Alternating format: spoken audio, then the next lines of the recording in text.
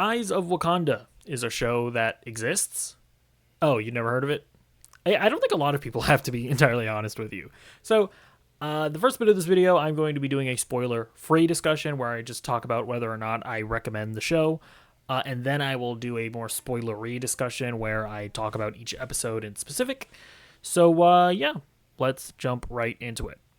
So Eyes of Wakanda is one of the more unique Marvel Studios animated series because whereas the other ones like What If and X-Men 97 and Your Friendly Neighborhood Spider-Man, those don't take place in the Earth 616 mainline continuity. This show does, however. So like it is actually providing lore for that like straight up applies to the MCU that we know of for Wakanda. And from that perspective, it is definitely an aspect of it that makes it cooler. However, it also is very much like What If in the sense that it's an anthology series where every episode follows different characters, different stories, and in different time periods. So every episode is about a war dog. And what war dogs are like secret Wakandan agents that go out into the real world, or the outside world, not the real world. Wakanda is in the real world. To like retrieve some kind of artifact that got lost out there because, you know, Wakanda is obviously very secretive and stuff. And it's definitely an interesting concept. So what I will say is that the first two episodes I think are by far the best. I think that the first two episodes are like they take themselves like really seriously. I think that they actually land their emotional and thematic beats really well. And then the last two episodes, and there are only 4 episodes, so I guess from that perspective, I'll say that it's an easy watch. But the last 2 episodes, I feel like they're fine. Like, they're good. The third one, I think, is genuinely fun for, like, Easter eggy reasons. Like, you know, if you're a Marvel fan, there'll be a character that pops up that makes you, like, soy face and go, From that perspective, I think that it's fun. The last one, though, it's just that's the one that feels like the most like a What If episode, where it's just like it kind of jumps the shark a bit. It's kind of starts doing things where I'm like, you don't need to go this far. And you know, the storytelling is just also not as strong as the first 2 episodes. So, but that being said, what I will say is that I still overall enjoyed all 4 episodes. So like, definitely a better series than What If. Like, What If is like most of the episodes I feel like are kind of mid, and then there are just like some exceptions that are actually pretty decent. At least with Wakanda Forever, all 4 episodes are like enjoyable. And even like the worst ones, I think they're like good episodes of What If.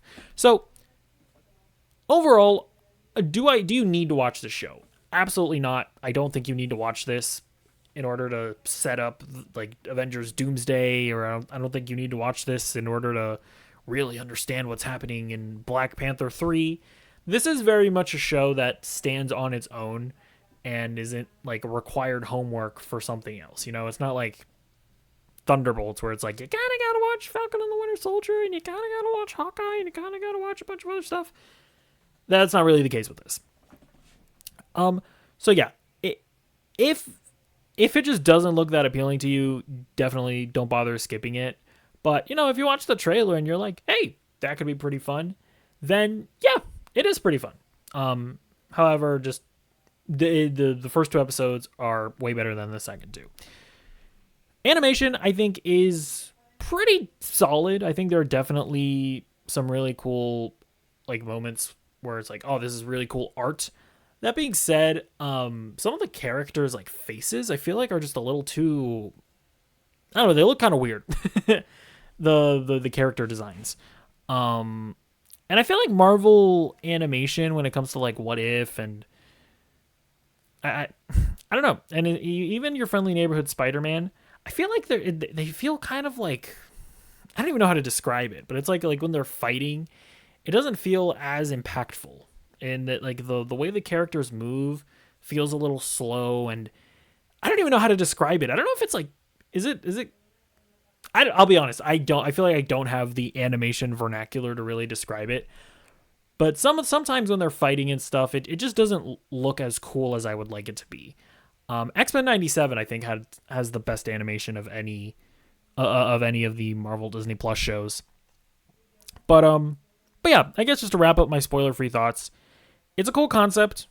Not necessary for you to watch, but if you're interested in it, definitely check it out because it's only 4 episodes. It's not going to take a significant chunk of your life force. So yeah, do with that what you will.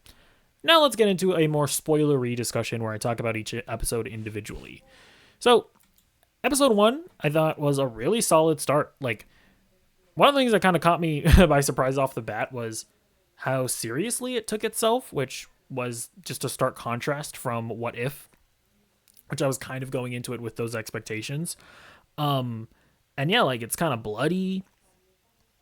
You know, they're not really undercutting dramatic moments with humor. Like, we're following our main protagonist, and she has like a really solid character arc of,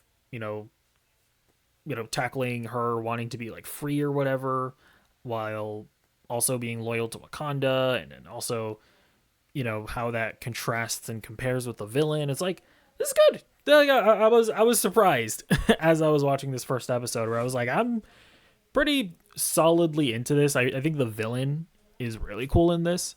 Like the character design and like the whole concept of him using Wakandan technology to like seem like a god. I thought that all of that was really cool. And yeah, the first episode, really solid. Then we get into the second episode. I think this is probably the best episode, if only because the main character's like relationship with Achilles, I think, is by far like the biggest emotional beat in the show. Like, I was feeling feelings when they had their whole confrontation at the end. I like that the first episode kind of carries into the second episode, where the main character from the first episode is like the old lady giving our new character. By the way, I don't remember anybody's name. But she's the one that's giving him the mission, which I thought was pretty interesting. And yeah, and I like the way that it all kind of ties into, Greek history and whatnot, and the Trojan horse. All that was really cool. And yeah, like I mentioned before, the fact that Achilles ends up fighting our main character at the end was really cool. And again, brutal and violent in a way that I wasn't necessarily expecting from the show. It's like the episode kind of ends, or it doesn't end with it, but there's like the moment near the end where fucking Achilles is in a pool with like blood coming out and like bloody eyes or something. It was like, oh, damn, you're going there. And yeah, I like the very end when our main character realizes that he's spent so much time in the outside world that he doesn't really feel at home in the outside world, nor in Wakanda. So I thought the way it ended was also very poignant. Yeah, again, best episode, I think, of the series, and really solid. Then we get into episode 3. So this is the Iron Fist episode. Again, this is the one that felt very like What If-y. Well, 3 and 4 felt kind of like What If. This one feels like What If in the sense of it's just trying to be a fun time. And it's like, that's fine. And the fact that a version of Iron Fist is in this is fun. And it allows you to like point at the screen and soy out.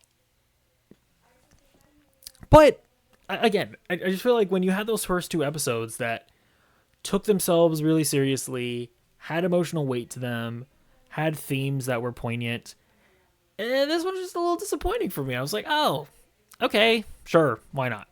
But yeah, Iron Fist is cool. So technically speaking, the Iron Fist Netflix show, people need to remember, is canon to the MCU, because they decided to make the Daredevil Netflix show canon, so that inherently means that everything else is canon too. So I can't remember, was that an aspect of the Iron Fist Netflix show where he was like taking up the mantle of Iron Fist, or like was that established? I don't remember. So I don't know if this is some kind of retconning here, saying that there was an Iron Fist back whenever this episode took place. I don't remember. So yeah, that's definitely interesting. But and I liked the whole thing of our main character being in a relationship with Iron Fist and then her going after him. Like all of that was cool and interesting, and that relationship was dynamic and fun. But again, it's just not as emotionally resonant as the first two episodes. Episode 4, I mean, this one kind of just jumped the shark. Again, at the end of the day, I didn't hate it. Like I still overall enjoyed watching it, but man, when you're starting to introduce time travel and stuff, and it's like, oh my god, like I know I guess it's technically not a multiverse story, but it felt like a multiverse story. And there was even a moment at the beginning of the episode when the Watcher was watching them. It's like, is this an event that he would be watching? Like, wouldn't the event that he would be watching be in the future when the aliens came? Like, why is he watching our two main characters at the beginning of the episode? That actually doesn't make sense to me. But yeah, regardless, it just jumped the shark a bit for me. It felt a little bit too much like What If, where it's just like trying to have like a wacky situation instead of doing a good job of just giving me characters that I care about deeply, kind of like the first two episodes were able to do. But yeah, it's whatever, I guess. But yeah, overall, Eyes of Wakanda, it's an okay show. First two episodes, really great. Last two episodes, okay. Overall, I don't think people need to rush out to see it, but I don't regret having watched it. So either way, let me know what you think in the comments down below, and I'll see you in the next video. Goodbye.